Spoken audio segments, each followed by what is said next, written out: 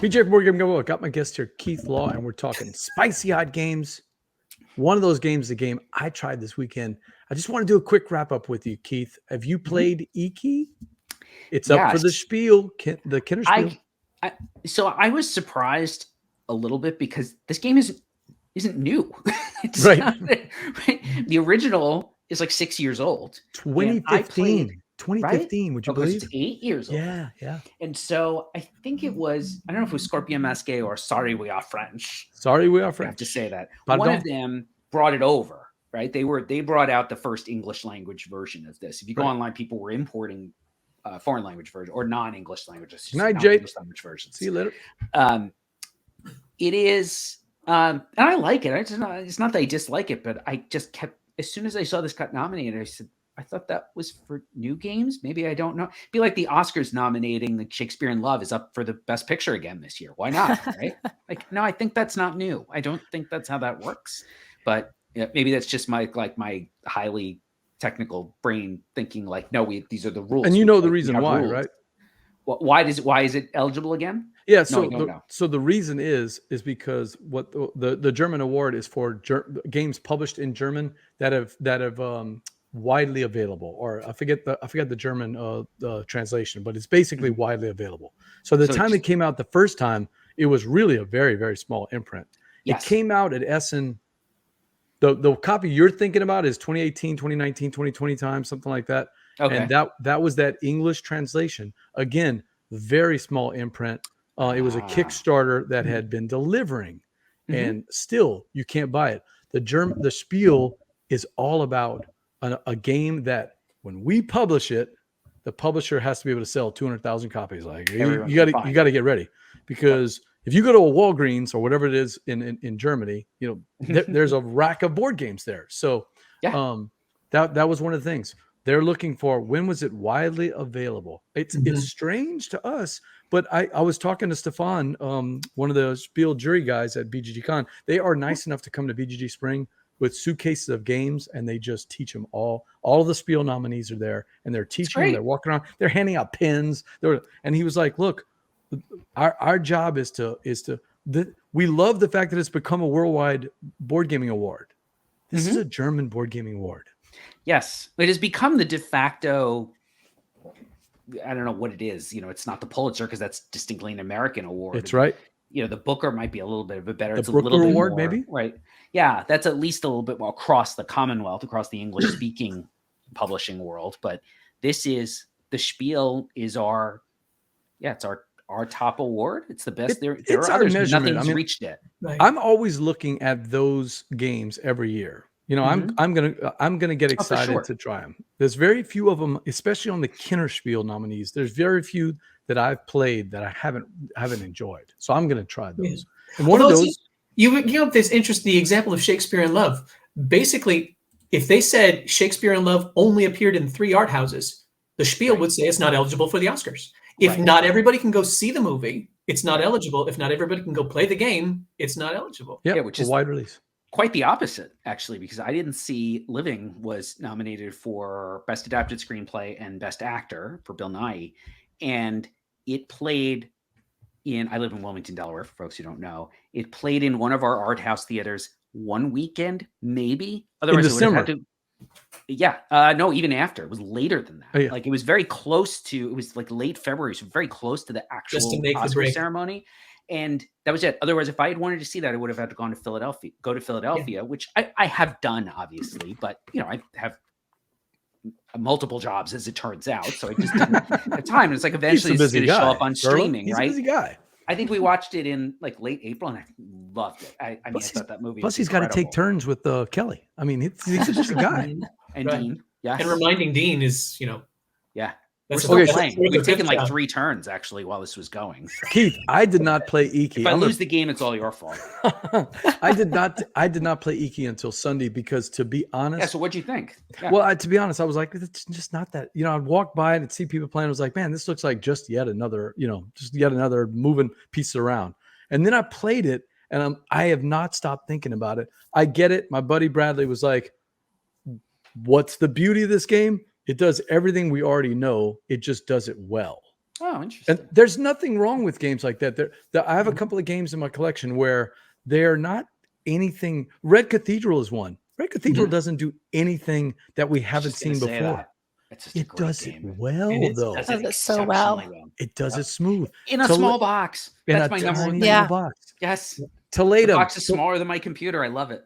Toledo does there's very little in Toledo that we haven't seen before, but it meshes it well. And that's, I think, what I liked about Iki. I also loved I love games that have a rondelle. This is the weirdest rondelle I've ever seen. Yeah.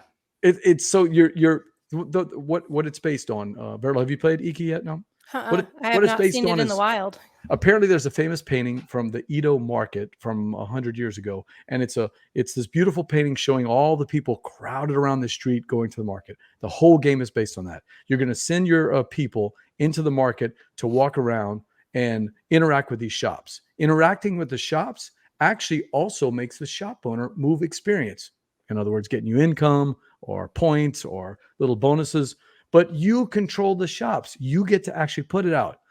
I got into a little bit of hot water when I said that this was Flamecraft if they injected fun into Flamecraft. That I'm doing shtick. I enjoy Flamecraft, but between the two of them, this is what Flamecraft was going for. Funny. That's what my buddy Mike Ganade of Rock Manor Games. Yeah, Mike. Oh yeah. So I mean, he lives 5 minutes from here, and his younger daughter, my youngest stepdaughter, are in school together. And Good night, Patrick. we have Good night, friend. we do sometimes when the kids are in school, we get together to try out a new game in the afternoon, which everyone thinks is hilarious because we're having a play date. Yes. Dad's I'm having like- a play date. It's not wrong, actually. It's true. Mike said almost exactly that about Flamecraft. Like he was like, it looks great. You know, he couldn't criticize it, but I think he thought it was missing that oomph. There's no Hopefully I'm not tension. putting words in Mike's mouth, but There's yeah. no tension. It's a waterfall of resources, which I always claim to like in games that don't have it. But here's a game that presented it, said, BJ, you've been complaining for years that all these games are so tight. You can never do what you want to do. Great. Yeah. We're going to give you 18 resources on every turn. And I'm like, wow, this is kind of boring. Yeah. Iki is not. Iki has a tight economy, except for sandals. I never had trouble getting sandals, but everything else had a nice tight economy. I love the way that the shops come out, that you get to pick the shops and pay for them, but you got to be careful because if you pick the best spots, they are likely to be burned if you're not careful with your fire watch. Yeah. So there's just a lot of things going on in this thing, a lot deeper than I thought. And of the three games, Planet Unknown, Iki, and Challengers, it was the most complex, in my opinion, the most complex of the three. I really want to play Planet Unknown. I saw a demo at Gen Con. I think it was Gen Con. They'd already sold out. Yeah. Or had nearly sold out, or were about to Yeah. sell out, something like that. I mean, that was one at Gen Con too, where end of day one, they were wiped out. People were really into it. I was like, this looks For right good up reason. my alley. Yeah. it's That really was my good, huh? top new game of last year, tied with Tealetum. Planet Hard Unknown. wow. to decide Super which one I solid. like more. Oh, we got a We can side talk about comment Planet here. Unknown all day. Okay, here's a test. How long does Keith stay on the show? Here we go. Beans and Dice, Carlos says, what baseball themed game would Keith recommend? We were going to talk about that, right? We were, but we got sidetracked with the Kelly discussion for a while. What if you had to recommend one game? What would it be? It's actually the one you suggested. It's Baseball there. Highlight 2045 Yeah, because baseball it's not really a baseball First game, mention. right? Right. It is. There's some baseballish stuff in it. It's very cheeky, and I like that. I just think games that have tried to do baseball have generally not gotten the baseball right. I'm not Bottom of the counting ninth Stratomatic. did. That Bottom was of the the one I ninth was did. going to say. Oh, Bottom of the sorry. ninth absolutely has its merits. It's probably the best of all the games that's just trying to play it straight. I'm not counting Stratomatic. That's a whole different Yeah, that's different. animal. What about and Micro weirdly, League Baseball? I That's grew it. up playing that. Did you play it really? Oh yeah, Oh my god! I played loved that game. Micro League. Oh my god! I played those. That I whole used thing to- where it was like, "Dun," and you're just waiting. You're waiting, right? Strike three. Oh my god! Gil you're Hodges friend. struck out again. Oh my Take god! the These guys are Freaking terrible. disc out. Restart the computer. Oh. Yeah. That So I and used- Earl Weaver baseball. Those So were my Keith, I got to two tell you, when we computer would games. play Micro League Baseball in my dorm room at LSU, we would Mhm. play, and sometimes I would pick one of there was a Canadian team, I think, or you would play in a Canadian park, and I'd make the guys stand up and sing "Oh Canada." Remember at the start, it would play they would Yes, all like click the button so we don't have I to do. go. We have to stand up and do "Oh Canada" because nobody knows the words to it, or at least Oh, we yeah. didn't. So Absolutely remember that. oh, somebody finally remembered minor league baseball. Oh, that's Oh, great. man. absolutely. Yep. We've been doing. You know what? Now, Steve, the show's over. I'm only Is it doing done? this show for 6 years to try to find somebody that had played minor league baseball. That was the super secret hidden end game condition.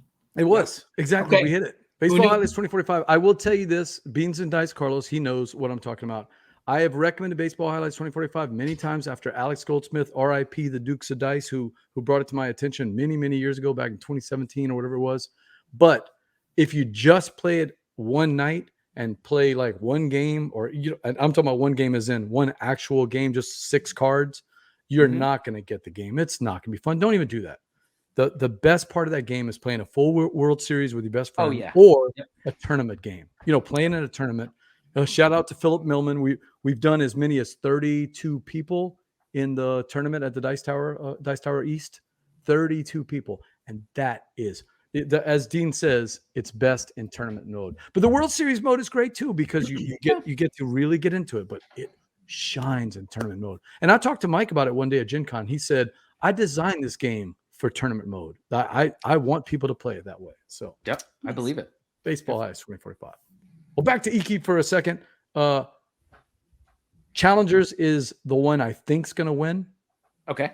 for reasons we'll talk about in other shows. But Iki is the one, and Challenge is the one I actually bought and brought back, and we're going to be playing it this week. But Iki is the one I'm still thinking about. So I've got more to explore in Iki. I really enjoyed it. Yes, it does everything we're familiar with, but I just like the way it's put together. The art is gorgeous. The production, It is gorgeous. Amazing. It looks amazing. That was my number one thing about it was Right. it looks incredible. I will I'm admit, drawn in. yeah, I am a little bit biased. Like, we have lots of games set in the Edo period of Japan. Like, I don't know how many more of these we need, but I think the designer of this is actually Japanese, which He is is. a welcome change from many of the other games set there. Like, hey, I love Tokaido, and what's the sequel, Namaji? Those are Namaji, great Yokohama, games, right? Again, I don't know how many we need. Kanagawa, I think, also is drawn from that period. So, and these are all designed by not Japanese people. That's not necessarily great. So the fact that this is designed by a Japanese game designer is great. I love to see that. The thing that pushed me away a little bit from this game, and why the other reason I was a little bit surprised to see it nominated, I agree with everything you said. It's a little much, and it's not so much that it's over complex, but it packs a lot of different mechanics in together, and I found it very hard to get the rhythm of the game to really feel like, what were we were talking about Earth, I think, in the green room before, where I was like, I get this game, I understand. It was almost like I could understand what the designer intended, not necessarily to play it well, because I certainly wouldn't claim that, but I know what we're doing here. I understand the internal clockwork of the game. And with Iki, it was like, I'm not getting this. I'm not quite feeling this on that. That there's just, it's hard to put a word to it, but you play a game sometimes, you're like, I am on this game's wavelength. I suck at it, but I'm really on this game's wavelength. That's a great feeling. And with Iki, I was like, this is a good game. It's definitely not. This is me and Snow Bunny right there with Stefan from the Spiel right after our first play. So I dug it. I can't wait to play it again. Right. Chad did not get to play it, but he says you can't have too many Japanese games. So we'll have to see. That is Iki. I don't remember who's publishing it here. Maybe it is Sorry We're Not French. It's one of the Hachettes, right? They have Hachette has rolled up a whole bunch of those publishers. Oh, okay. And so it's one of theirs. Hachette.